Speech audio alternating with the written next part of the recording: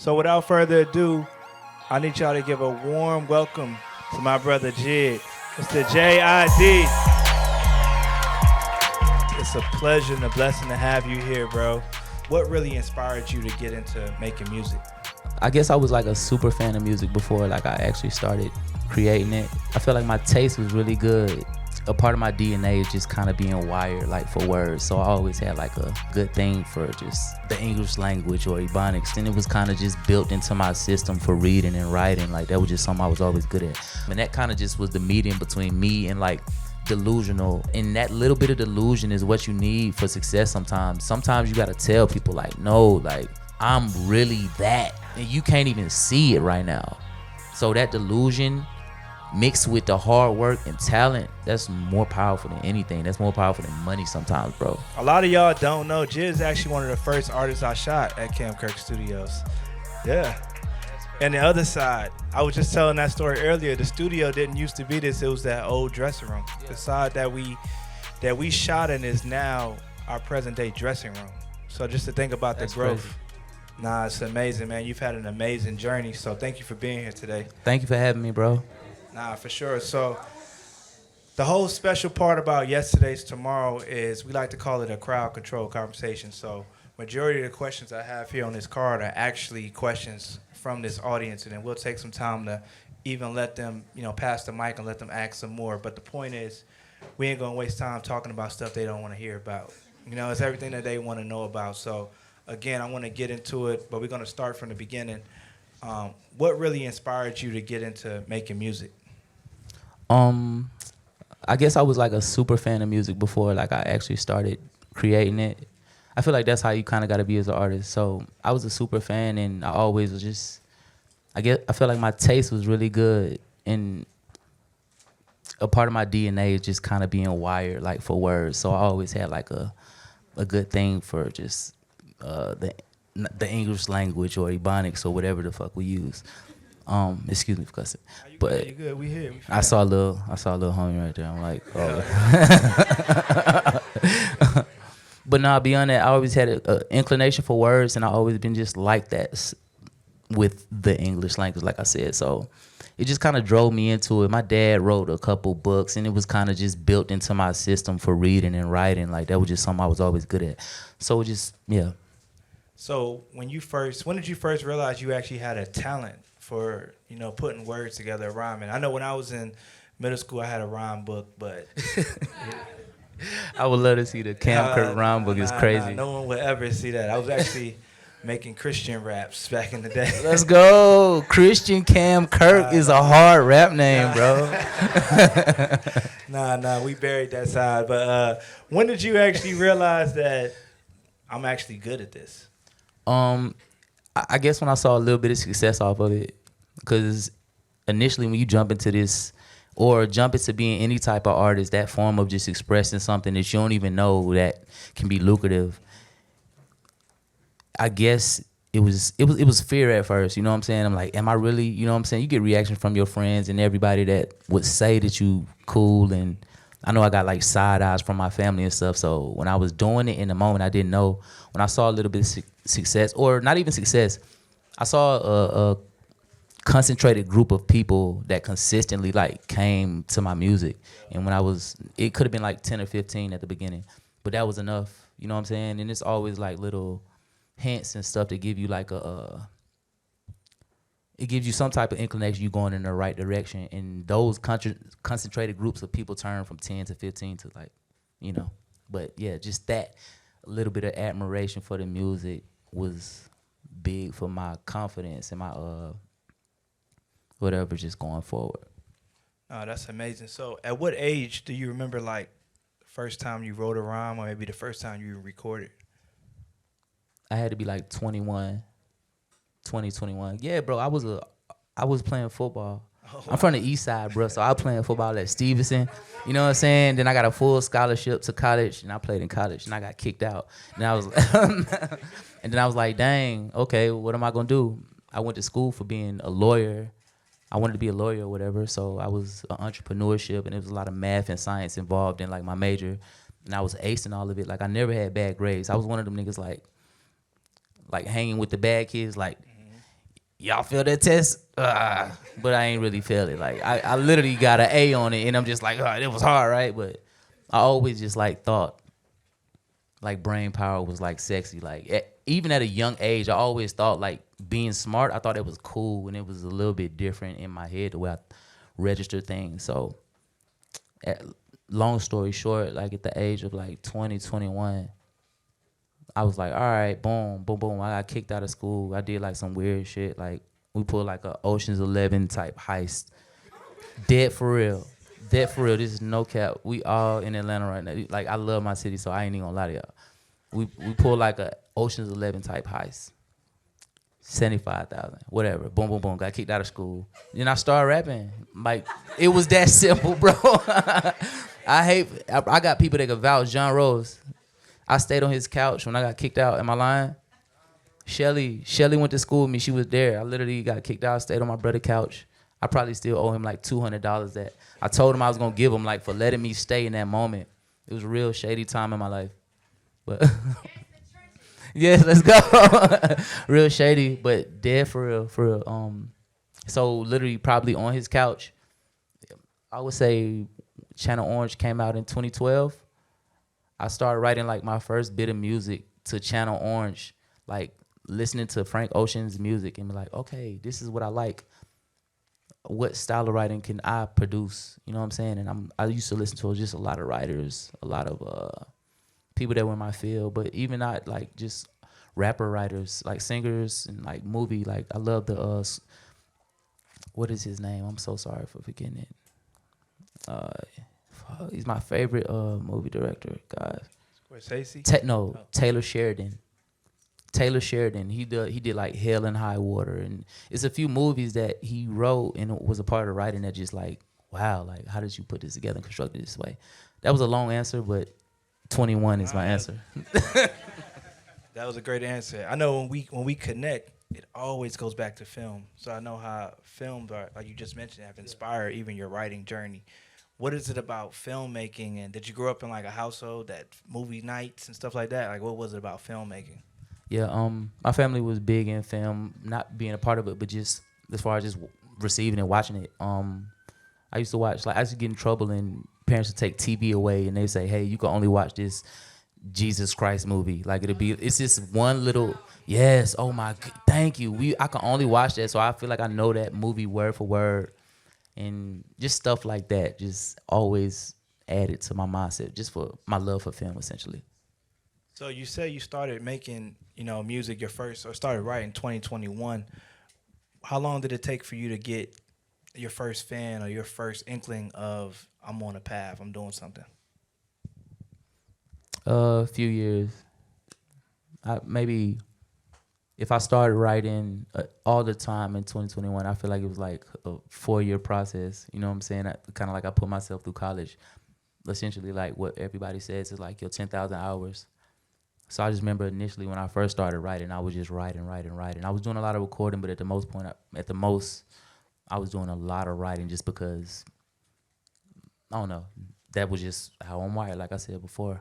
And 4 or 5 years, bro, 2015 was when I dropped a song that got like recognition to the point I'm like, oh, I've never seen nothing like this before. It wasn't billions of millions of streams and stuff like that, but it was just like, okay, it's something here. And so I would say if I started that 2011, 2015 was when the record, it was called Never. We put that shit out and it was like, oh, this is something here. So yeah, 4 years, bro, kind of crazy.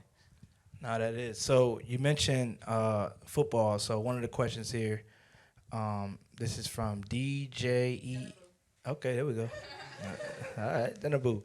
Do you have any regrets about how you got to where you are today, from football dreams to getting kicked out, pursuing music on a whim? So she knew this story. She knows what's going on. I'm just telling her it again. So no regrets. Literally, if I could like do 100, like the Ocean's 11 movie, if I could do that movie, I would like actually succeed with that, and still like I would do it again 100%. Like I would do exactly what I did to get here, to be in front of y'all and just talking, like being at the crib, bro. I've been traveling for so long. I've been on the road. I literally just got back this morning. Like I had to come show y'all love. Like it's some family shit. It's not even like, dang, I'm sorry. It's some family stuff. Nah, so yeah, I would do this again. I would do that again to be in this position. Gang. So for the sports says, you know, we in the football playoffs. Were you better at at football or making music? Definitely music. Just because I wasn't like built for it, you know what I'm saying? I've heard some stories now. I was great. All right. You know what I'm saying? It's some film. I could pull up some film, but at the same time, I feel like the music was where it was at because I was literally just talking to the homies. I'm sorry, I don't know his name. The security guy. I was telling him before, I was like, the discipline and stuff I learned, because I was saying like when I'm done with all this stuff, I want to be a coach. Like I want to get back to football, back to the beginning, like full circle. So I was saying the discipline that I learned from being an athlete from age 5 to up to 20, 21, it kind of guided me into this realm of the world I'm in right now, just because the discipline that I learned is what I apply to what I'm doing right now. Because back then I was very talented, but I knew that hard work beat talent. Now, I know I'm talented, but I'm using the same hard work beats talent method to the music. And I know the talent is there, but I'm just trying to stretch it as far as I can, as far as just being an artist. Because it's a nervous thing. It's a fear that comes with it. It's like a stepping out of yourself. But at the same time, once you see you can do it, it unlocks all those doors and moves the furniture around in your mind. No, that's real. That's real. So you say from that moment you might have been just writing raps to actually getting some recognition is about 4 years. So Imani has a question here. What was one thing that kept you going, especially after that honeymoon stage of chasing your dreams? Sheesh, the honeymoon. That's a bar. The honeymoon stage of chasing your dreams is crazy, because it's like the first time you think you're good at something. Yeah. You know what I'm saying? It's damn. Wherever your money is, you snap. What kept me going was probably, so check, when I came back from school, I'm giving y'all the inside and the outside of the story. When I came back from school, of course you got kicked out. You think you're going back to your parents' house? No, sirski. Pops told me kick rocks. So the motivation behind everything was like, oh, bet, nigga.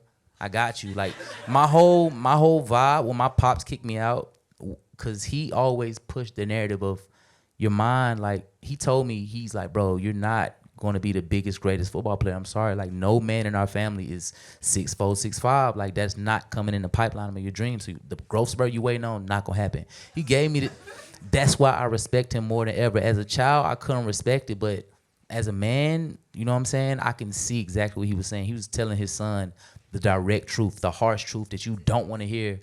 So in lieu of that, I always had that in the back of my mind. But when I came back to the crib, like I said, kicked me out. He was like, bro, you cooked a scholarship and you know you're intelligent. You could have did something beyond just being a football player. You could have used your mind. So he was upset with me, kicked me out. My whole purpose was like, oh, I'm going to show you that I can still recreate. I could do whatever I want with myself. You know what I'm saying?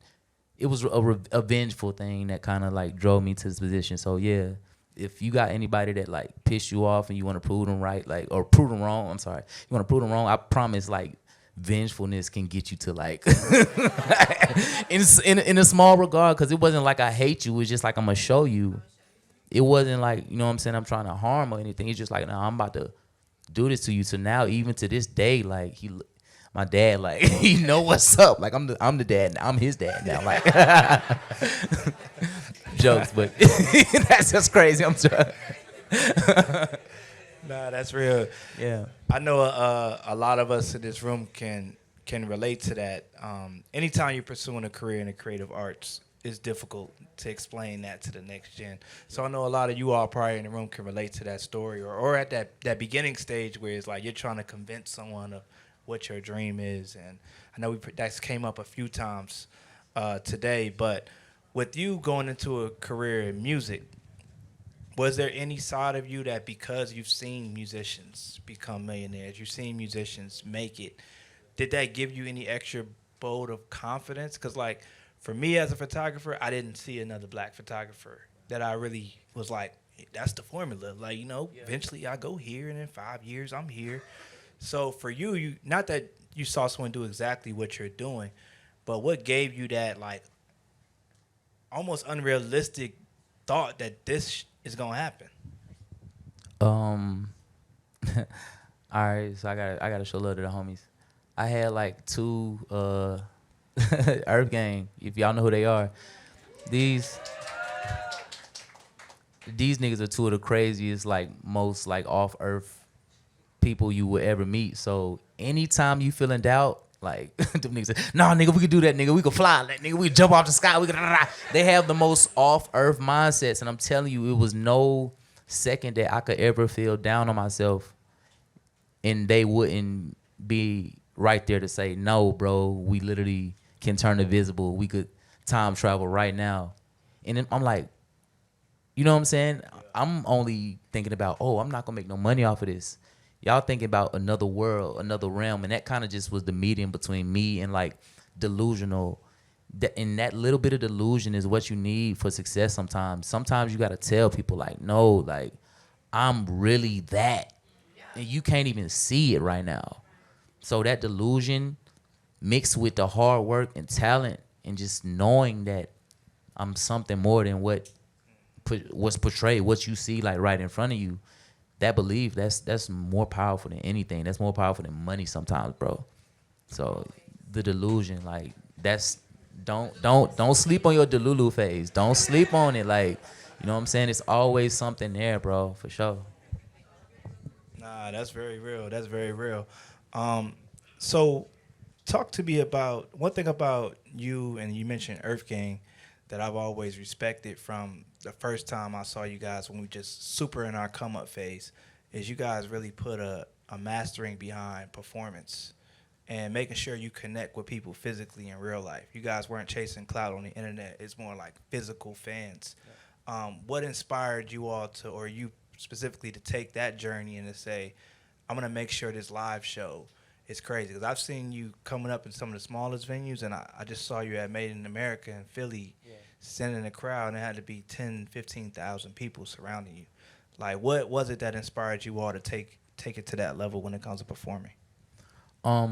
Just the I don't know, we always be talking about like, or me specifically, well, like I said, as the homies, we always talk about like the it's gonna sound a little crazy, but like the ancestors like being a part of like these performances, you know what I'm saying?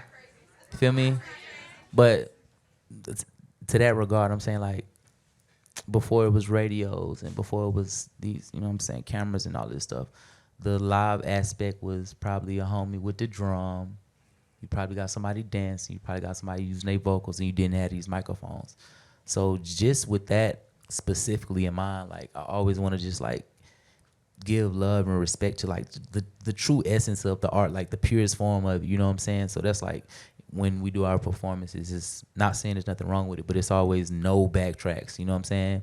It's always like you're gonna hear the voice the way we recorded it, regardless if we skip a couple words or whatever, you getting like the raw effort in the raw attempt.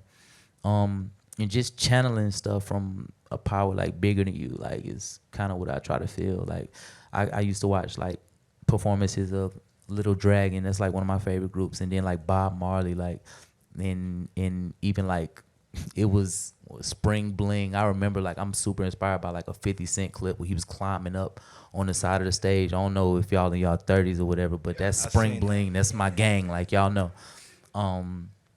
And just a lot of different artists, just a lot of the greats for real. Like to be great, you got to surround yourself with that. Like I believe in that. I don't really hang around people like with not having like, you know what I'm saying? Like you got to be in a certain position to like share energy and be it reciprocated. So yeah, just being inspired by the greats, just wanting to put on a good effort for the people. They come to see you, so like especially for my fans, I always just put my best foot forward, just because that's just all I can do. That's great, and I think it's important that you all continue to do that, because I know Atlanta gets a bad rep for just not being good performers sometimes, or we're not, like they say, we're not a concert city, so people don't come here for whatever reason. But I think you guys are obviously proving that's not a true statement.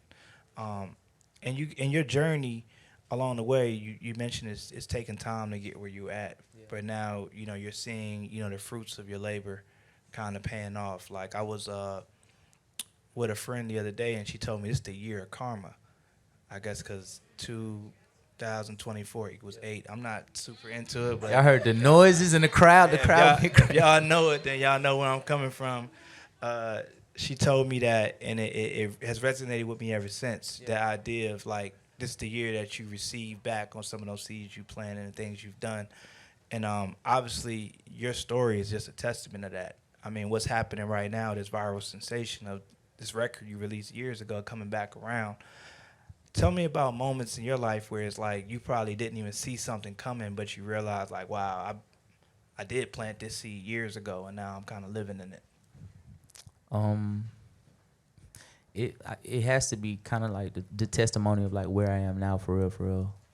Because this wasn't my first love, you know what I'm saying? And usually like people don't marry their first love. Just being in this position and working towards this actually like a thing that I can remember like the day one. Like I can remember the birth of this dream, and even like you said, the song going crazy 2 years after it dropped almost, and just Billboard, all of the blase like stuff around the music. I don't know. It just I don't know, bro. It's tight just being here, bro. It always feels full circle when you can come back to your crib and just talk and just be home. Like I literally just got here today, so it's just tight. Like I don't know, bro. That one kind of threw me for a loop. That was just a great question. Like You're good. So let's talk about just since we're current on it. I don't want to skip over this song that's obviously taking the internet by storm. The first time you saw the challenge, what did you think? it was like a bunch of different challenges, bro. So I feel like it started with just like people posting the phone over their heads and just like dancing, doing like stuff, and then South Africa where the booty shaking started. For sure. That's where that started, and that's kind of like what propelled it, because like women run the earth, so this was happening. I don't know, bro. That specifically is crazy because first off, like when I started making a song, I was trying to understand like where I was going with it, but then I grabbed 21 and grabbed Baby Tate just as a part of like the Atlanta ecosystem, because I knew it would just feel like real, all of us being from Atlanta and blah blah blah. But essentially, I don't know, the song just came out of just truth and just trying to like express myself in the realest way. It wasn't even trying to like be like a hit or a viral sensation. You can't even like algorithm those type of things. You can't even find those type of moments. Like labels literally search for that type of stuff like all day and try to recreate that over and over to make whatever type of bread. But this was just like a organic thing because it came from organic activities and what was put into it. So yeah, you just put real like intention into something. I feel like the manifestation, like it comes to life most of the time. It's a 50-50 thing. That's real. Excuse me. In this day and age, TikTok and social media can completely kind of create a new narrative for your song. Like in a sense, you didn't necessarily create it for that, but now it's a twerking anthem and it's all these different things. I don't know if you made it that way, but how does that feel, like the way that your art can be kind of interpreted so many different ways? Are you like the type that's open to it, or you're like, I didn't make this song for that? Like, what type of artist are you? I feel like, I don't know who said it. Maybe been, I feel like I was talking to like Vince Staples. I'm not like a big name dropper, but bro was like, bro, once you put your music out there, it's like not even for you no more. You know what I'm saying? So just like you put you take a great flick, you put some great art out there, it's just not yours. Like, you know what I'm saying? People can take it and interpret it how they feel. So literally that's just the mindset I take on it. I want people to just have fun. Like if this was happening with it, like I'm with you on everything. So yeah, just it's out of your hands after you put your best foot forward. Bet, that's dope. I'm gonna take one of these questions from the audience. Is Annar, Annar? How important is mental health to you during your creative process? When I'm like working on an album, mental health is like disregarded. Yeah, I just be on some like, let me get this out my head, let me express it. I don't actually sometimes recording it can be a part of like the healing process, but not that much. Like you can't really record. I don't know. I don't like when artists say I record and it helps me release out. Like that's like 10% of it. So I would say like my mental health when I'm working on a body of work, just me specifically. I don't. It's kind of like I don't know. I don't. You could. Let me. How do I want to say this? You can face like the stuff that you've been through. You can write about it in your music, but like that's not like the way you solve that. I feel like the way you heal that is like talking to people you love and all of that stuff, and really like getting to the bottom of it. Writing a bunch of words and saying it into a microphone doesn't like fix the root of the, you know what I'm saying, the nucleus of the problem. So I don't know. I don't really, outside of me working on something, me just being me, like I'm very aware of my mental health and I deal with that like appropriately and how it should be. But when I'm in the cycle of working on a project, I'm kind of just like let go and free, you know what I'm saying? And it's kind of like not a bad space for me, but it's like a very vulnerable, scary, thin like ice type of situation. I don't know if you're an artist, you probably can understand this, but yeah, I'm like the most vulnerable. Like right now, I'm super vulnerable. Like, you know what I'm saying? Not in a crazy way, like I'm gonna spaz out, but I'm just saying like I'm in a space of just like trying to figure it out, and I'm hearing these thoughts in my head about the things that I want to talk about and things that you sometimes suppress, you know what I'm saying? And you can't be super, I don't know, it's a black and white thing. It's a weird thing, but yeah, no to mental health until the album cycle is done. Nah, that's real. I feel like I'm that same way. I don't take vacations. I don't do a lot of stuff that I need to at times, or that you hear that you need to. But you know, on this marathon, I don't know. It works for everybody. Everything's different. Yes, sir. Staying on that same type of note, K Snapped wants to know, imposter syndrome is something that most artists experience. How do you get out of your own head and stop doubting yourself in your journey and trusting your talents? Good question. Sometimes that's like an ongoing battle. You hear like all the time. Artists deal with depression and all of that stuff. So, what was the last part of the question? I'm sorry. It says, how do you get out your own head and stop doubting yourself in your journey and trusting your talents? I feel like that comes with a little bit of. Did somebody say success? I ain't even gonna hold you. That validation, validation from success or anything that, like I said, I had a concentrated group of 10, 15 folks that like literally gave me that. So that was inkling of success to me. So that's a big part of artists wanting to keep going, and it's actually a part of truth, knowing like you put your shit out there. If somebody don't like it, if everybody don't like it, let's move on. Like, you know what I'm saying? Let's try something else. If everybody, like, if you put something out and everybody don't like it and it doesn't get the right type of response, like, funny or not, you probably should move on. But at the same time, that little bit of validation from people that you don't know, like, that keeps you going. And it just depends on your drive. It depends on your delusional activities. You know what I'm saying? You got to believe it. You literally have to believe it. Like, you can't let nobody, even the closest, like, now I'm saying two separate things. Because before I was saying, like, if nobody don't like it, like, maybe you should stop. But now I'm literally saying, I believe both of these things I'm saying. But duality, I'm so serious. If you believe you have something, you got to fight for it until it's no more left. Like, so I hate to give you both of those answers. I mean, both of those whatevers, but I don't know. You got to believe in yourself. You got to look in your mirror and be like, yo, I'm that person, you know what I'm saying? I'm him, I'm her. I don't want to get into pronouns, but y'all know what I'm saying.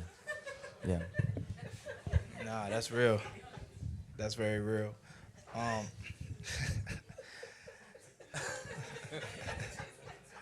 So, on your journey, you know, a lot of times I used to get offended when people say I made it. Because it's like you don't really know where it is for me.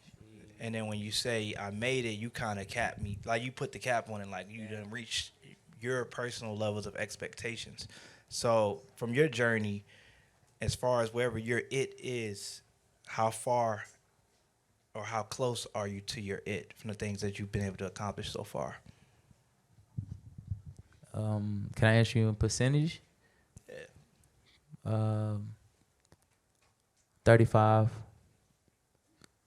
35, and I like some would consider like you know what I'm saying, or a lot of the homies, a lot of I don't know whatever like some of the stuff that I've done is considered like huge success, but I'm like 35, um, according to like my master plan of what I'm trying to accomplish.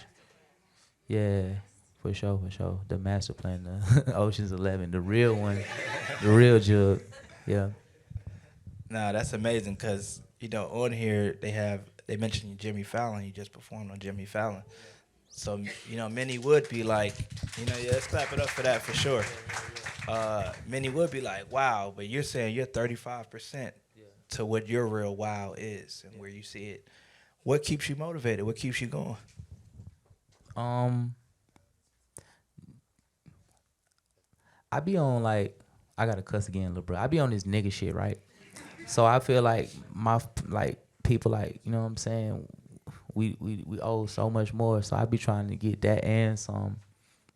So like my overall goal is just like is way beyond my dreams probably. Like I know what I want, but I know it's probably gonna be something bigger there just because I don't know. And I just got a major chip on my shoulder, bro. It's just always been like that all my life about whatever. I guess sometimes I'll find a chip to be on my shoulder. But at this point in my life, it's just, I don't know. Like I said, like I be on like my black shit. Like we from Atlanta. I live here. Like I'm not the type to move to LA. Like, you know what I'm saying? And do that. I can. I've lived there a couple times. But at the same time, I'm just like in the mud with it. And I just like being able to reside in my backyard, being able to just like give back to the city and be a part of like even more stuff like this. You know what I'm saying? You family, bro. Like people who set this up as it's family to me. So I forgot the question. I started rambling for a little bit. Nah, you good. You good. Yeah, okay. You answered it. Let's just say that for sure. Appreciate it. I want to definitely open this up to you guys if you guys have any new questions. I got a few on my card, but I know y'all don't have all of them. So I'm going to start with you, Lil Miles. Talk to me. So, Twin? So, like, I don't know how to really explain this, but, like, some YouTubers, like, or rappers, period, artists, period, people with any type of fame, You got like, it. the fame is good, right? But, like, sometimes you may have, like, too much fame that you, like, may just have friends, like, they may be, like, fake friends. Yeah. If you know what I'm saying. Yeah. I'm with you. But like sometimes people get like too, like if you know what I'm saying, like they get too wrapped up. Yeah, And like they don't want the fake friends, but they like they wouldn't really be anything without them. So like, but like what I'm trying to ask is like, do you like really like feel anything like? Yeah, like if you would lose all of your Real friends. if you would lose all of your like fame and everything, would you still keep going? Dang, that was deep, bro.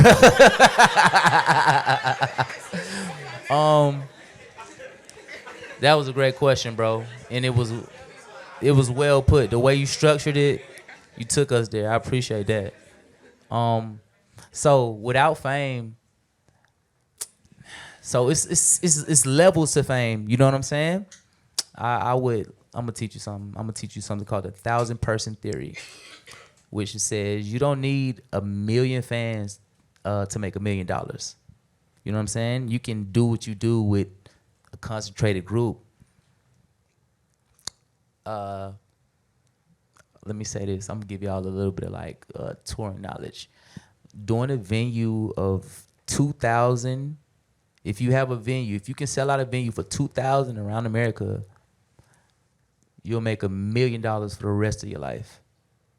You know what I'm saying? If you break down the schematics between those numbers, those 2,000 people paying this, you selling merch, like you don't need that many people to be validated. You know what I'm saying? So fame is a small little drug. You know what I'm saying? Some people get drunk. Some people get super gassed off of it. But you could be famous and poor. You know what I'm saying? There's a lot of people with a face card. Like, I know who you are, but the IRS on their head. You know what I'm saying? So fame is a small part of it. I actually like try to run away from that. You know what I'm saying? That's not even my real, that's not what I'm searching. It's not a part of my goals or anything. My alignment is not like with fame. My alignment is just like with truth. You know what I'm saying? I try to stand in that and love like the realest microcosm of the game. I'm probably like 1% of the artists who, I don't know, I don't chase it, bro. You feel me? Like you don't see J.I.D out here like doing things on shade. You know what I'm saying? But I'm very successful, bro. Like, you feel me? I'm doing very well for myself. So fame, if I was not famous, I would still be able to do what I'm doing today. You know what I'm saying? Let's go. Let's go. Some artists would not still keep going because, as you said, Everybody it's don't like know it's like 'em. a drug. Like Yeah. you could be addicted. Like you could be so addicted that you'd be like lost Yeah. without them, or like you just be like you almost like go crazy without them. Like you could be really messed up in the head. You wise, bro. I love it. Keep growing them locks, bro. Yeah. It's in the locks, bro. It's in the locks.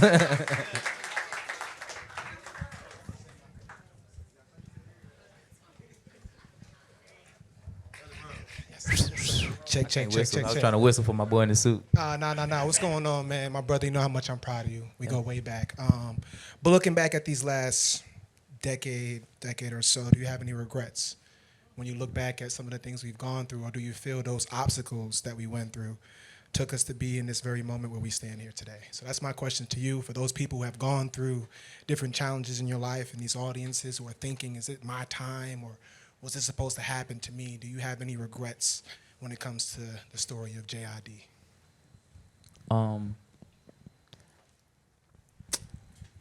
After a certain point, I try not to live with them. You know what I'm saying? At some point, I try to find my peace. So I wouldn't say after the craziness, you know, what I went through, bro.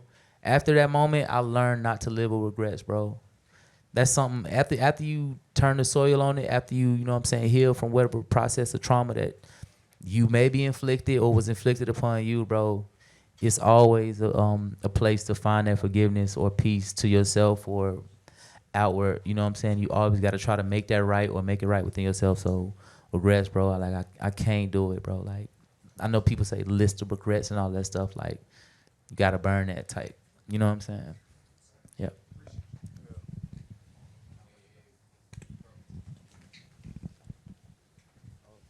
So like,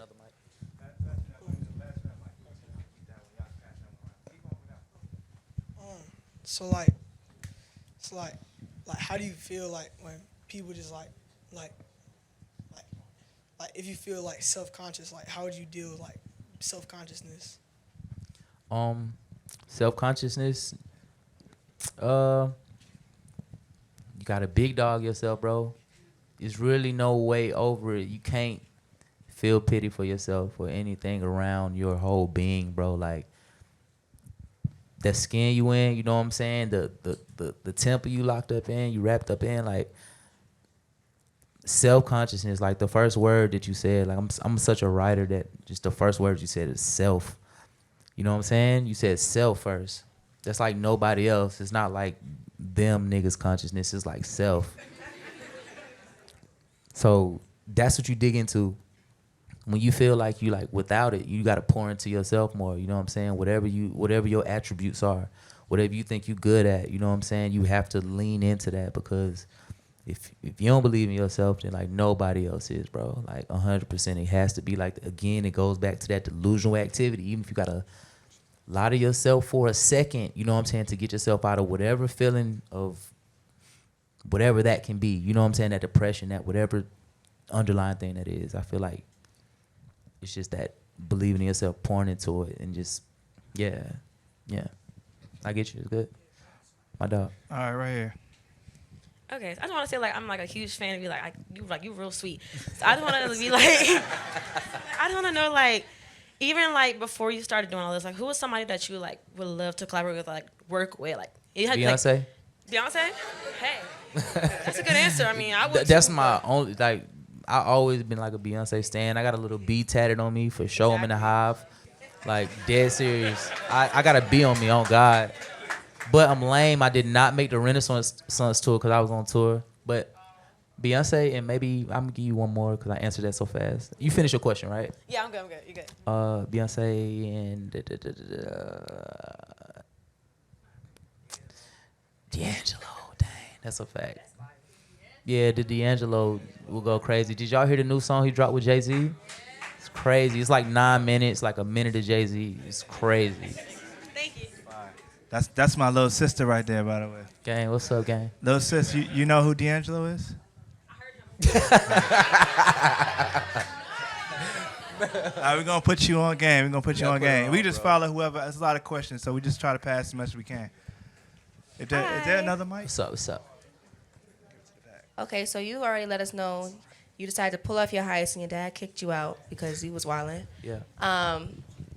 And he told you, you know, how he felt about what you was doing. Yeah. Now where you are, what is your dad's response? How does he feel? Does he still look at you like, all right, you know what, I'm proud of you now, or I'm happy you had to do what you had to do, or is he kind of like? No, he understands. It was a whole little process. It was years like we didn't speak. It was years I was just like creating. Like I would say that 21, I got kicked out when I was 21 to 25. I probably didn't speak to him for like three, 4 of those years. You know what I'm saying? Just on some like, wow, I'm like trying to understand it, trying to calibrate myself as a man. So at this point now, our relationship is perfect because I understand like me being a man and him saying what he said to me as his son. I'm like, I appreciate the brute honesty, bro, because how else you gonna tell it to a young black boy? You know what I'm saying? You can't really like, I can't sugarcoat it because you're gonna think I'm soft. You're gonna think I'm not, blah, blah, blah. So he gave it to me brutally honest. I dealt with it the way I did, and it turned me into a better person. So I got the utmost respect, and I like love my father. Like I honor him in every type of way, just because I'm like, you the realest one. Like in a time when people could have just like cat me down and was like, nah, you could do this, you da da da. He was like, nah, bro, you can't be around me. You need to go get yourself together, figure it out. That's just what it was. I love that for him, and I love that for me. Like it blessed me. Sure, we got one here. We Hi. pass the mic to the back too. I don't. I got you next. We got you next for sure. I don't. Is the mic on? Okay. Hi. Thank you so much How for you being doing? here. I'm kind of over the moon right now, so I'm excited. So okay, that's up to you. But earlier today, I was saying that I was waiting for you to come, and on my drive here, I had prepped trying to sing to possibly sing for you. But I do have a question, so I'll ask the question. As an artist, there's numerous parts of the process before the song comes out and then when the song comes out. What's your favorite part? Is it the writing? Is it the production? Is it the touring? And what does the prep work look like that for you? So in regards of a song, like first off, as an artist, my favorite part is touring. Okay. That's the best part of it all. When you just speaking about the song, I would say after everything is created, after the words are all laid down and you're in like the room, you're like, okay, how can we like brighten or broaden this production? That part is like amazing. When you get a chance to just like try different sounds, pull sounds away, add sounds to it. That's a great part of it. Yeah. The post-production part of it, and also touring. That's just like the best. Performing and touring. Well, I would say touring more than performing, because performance you could just do. It could be at an award show. It could be at a festival that nobody knows you, or you know what I'm saying. It could be just whatever. You getting a little bag right here to do a little college show. But when you touring, that's your fans, and when they come like to see you, then everybody. It's a community of like greatness. It brings it to life. For sure. Yeah. In the back, let's go in the back. They been right in the back. Pass that mic there, and then they can go right here. Oh yeah, you should have got crazy. You should have got. I'm sorry. My bad. I should have said something. Yeah. Hi. Congrats on your success from the Forever Story and even the double Thank single. you. Hi. That Thank you you, just thank put you. out. Insane. if it has at all, how has your creative process changed from when you first began to put out music to where now you're seeing a lot of eyes on you to now where you've really had an insane moment? The process is like total like 180. Cause before I was just throwing paint at the wall, you know what I'm saying, trying to see what stuck and trying to see what people like. Now like I'm on my like third album going into like my fourth. It's more of an intentional process. Yeah. I kind of know what people like, but at the same time, I still have like ideas and other levels. Like I feel like I take the music, so it's totally a different thing when you get to a spot where it's like, okay, if I drop this, I know I have my concentrated fan group that's gonna listen to this, and then it's a possibility with like the success of like the new song, well not new, but the success of surround sound. It's gonna be fair weather fans and ears that just want to listen to it to see if I suck or not. Yeah. So that all goes into it, but at the same time, as an artist, I know I don't think I take too much. I don't try to take too much advice from my fans if that sounds bad, because I just know what's fly. You know what I'm saying? I try to like conduct that ship, so I don't even do things where it's like, oh, y'all like this, I'm gonna drop this May 17th. Like, I'm not even really on that. I'm like, nah, this is hard, I'm telling you, and you'll catch up type shit. Yeah. I think that sets you apart, so Thank you. you're dope. So I know you. Sorry. Where you at, Twin? You and that. Cool. Okay. So I know you said you, of course, like go to your closest friends to like deal with your mental health, but I got to see you perform Cody Blue twice on tour, and the energy that you feel in that. I wanted to know what was the inspiration behind that song. Deep question, crazy question. The song, my homegirl I grew up with, went to my high school, her son passed. He was just a little boy, you know what I'm saying? 6, 7 years old. He played at the same park that I played at, Central DeKalb Park. And his name was Cody. And they used to call him Cody Blue, because it's like Central DeKalb is like royal blue. And then his number was 31. He always like used to listen to my music.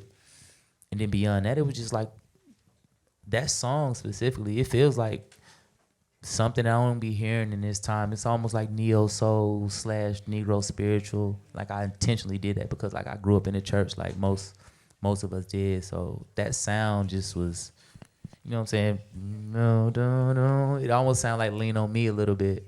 If you think about it, I hope they don't sue. That was kind of crazy. But but it's different. Like, delete that. Yeah, we gotta cut that back.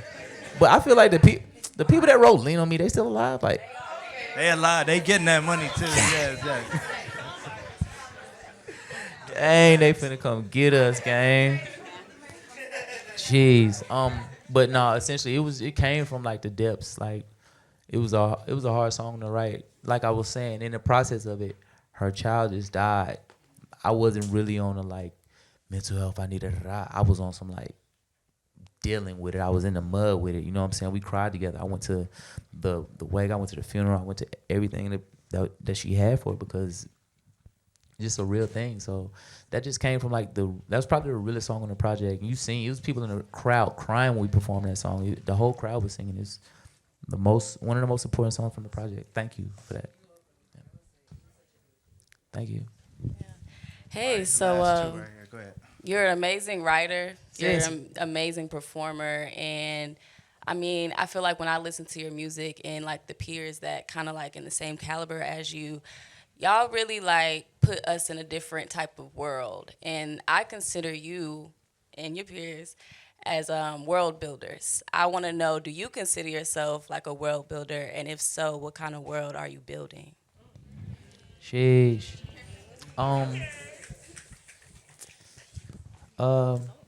Yeah, I do consider myself, like, I understand that whole concept. I consider myself a world builder.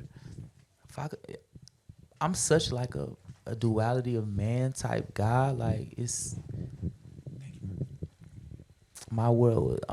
Dang, you killed me. A of course it'd be like I said before, it's like on some super nigga shit. But it's definitely like foundation and love and like family on some community stuff. Just being like, I'm the youngest of 7, you know what I'm saying? Having a big family, like just always.